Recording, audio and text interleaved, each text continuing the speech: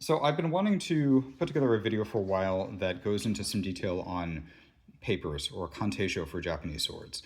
It's a topic that I think is very confusing for many collectors as they get into the field, understanding what the different types of papers are, what they mean, what they tell you. I know that a lot of individuals are using Google Translate and other online translation tools to try to read papers, and very often it may or may not give an accurate result, but very often it gives something that's fairly convoluted. So I thought it'd be helpful just to give a primer on Japanese sword kanteisho, showing some of the different types and the information that would be contained in them. So there are a few current organizations today that are issuing kanteisho or certification papers for Japanese swords. I generally go first to the NBTHK for anything that I submit. This is not a sword that I submitted, but it was papered by the NBTHK, which is the Nihon Bujitsu Token Hozon Kai, which is what is stated in this column here. And there are 4 tiers of Japanese sword papers that are issued by the NBTHK. The tiers are starting at the bottom. The first is Hozon, the second is Tokubetsu Hozon, the third is Juyo, and the fourth is Tokubetsu Juyo. When you see a sword that has papers to the first tier, that doesn't mean that that's as high as the sword will go. That simply tells you that the individual only submitted to that first tier in some cases. They may have wanted to confirm an attribution, they may have wanted to confirm an inscription, and that may or may not have been the case here. This is a sword that is signed, so I don't know what was in the mind of the person that submitted the sword for papers, but it is a sword that has a mei, has an inscription. And the fact that this received papers, Hozon papers from the NBTHK, tells you that they judged that the inscription was authentic, it was not gime. So in this case, the column here tells you what the sword is. It is a katana with a mei, or an inscription, that reads Hirotsugu, and they go further beyond validating the inscription to tell you the school that the individual worked from. So this is Soshu, which refers to the Soshu tradition. This is a tradition that's most commonly associated in people's minds with Masamune, but a long lineage of swordsmiths associated with the area of Kamakura. So additional information that's contained here on the papers that's relevant to the Japanese sword. So in addition to having the inscription, the school, telling you that it's a signed piece, telling you that it's a katana, you also have the length. This is telling you the nagasa, or length of the sword, and that's referring to the cutting edge of the blade as measured from the tip to the munemachi, or the notch that's in the back of the sword. And in this case, it's telling you that the length is, in the old shaku system, 2 shaku, 2 sun, 4 bu in length. And I can provide a link here with a conversion utility showing you how to take this old shaku system and convert it to centimeters and inches. So it's a relatively easy thing both to learn the basic numbers from 1 to 10 in Japanese, and then to understand how to read the length of the Japanese sword. So those are most relevant. Many of the older kanteisho or certification papers would have an oshigata, or a rubbing of the nakago or tang of the sword. Many of the organizations shifted over to using photography. So in this case, you have a photograph of the nakago, and they're including the side with the inscription. So here you can see at the very bottom, there's an inscription, a 2-character inscription called a nijime of Hirotsugu. And then you also have the paper, the issue number of this particular kanteisho. So again, this is an NBTHK Hozon paper. I'm going to show a few other types of papers that you may see. Another is the NTHK. There's actually 2 variations on the organization. There's the NTHK and there's the NTHK NPO. So I'm just going to show quickly. These papers are to Murakami Yoshinobu, who is a modern smith working in the Showa era. He was a World War II era smith.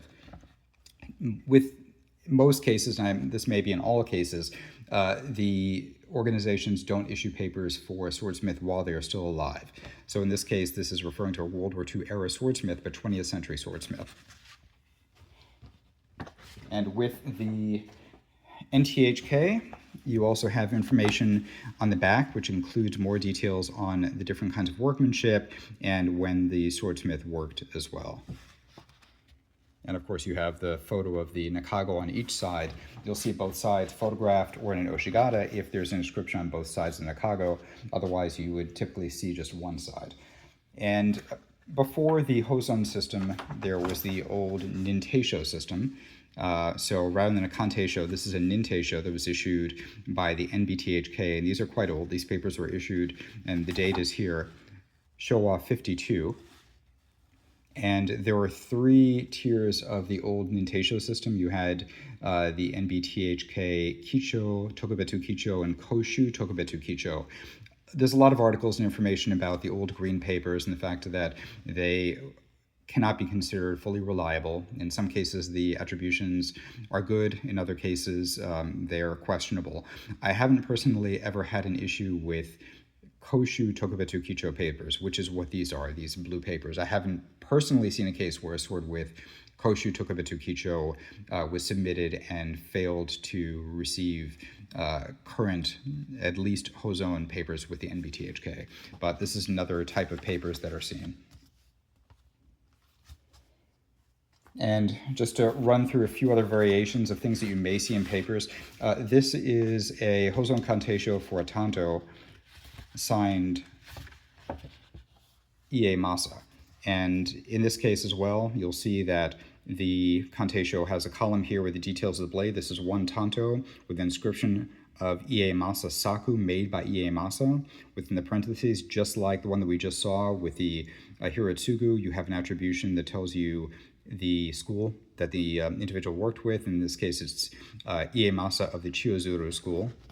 And here we have the photo of the nakago and the mei. Something that we didn't see on the last set of papers, but we have here is a Torokusho stamp.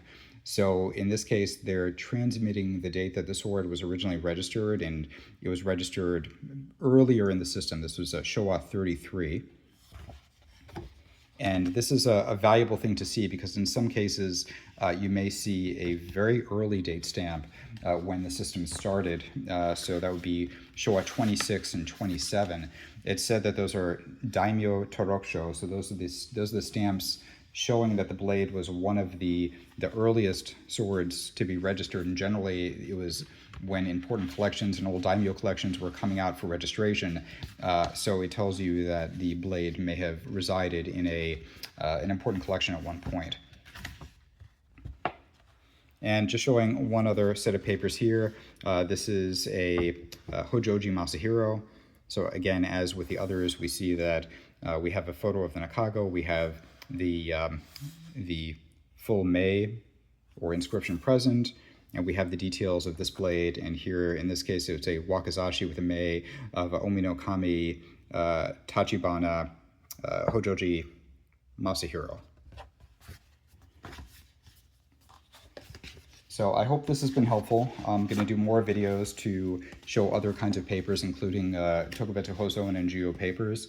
And I will also add that if anyone is interested in learning how to read and translate Japanese sword inscriptions, I did create a set of flashcards for mei, names, provinces, and time periods that were designed for the purpose of being able to help individuals be independent in translating Japanese sword inscriptions.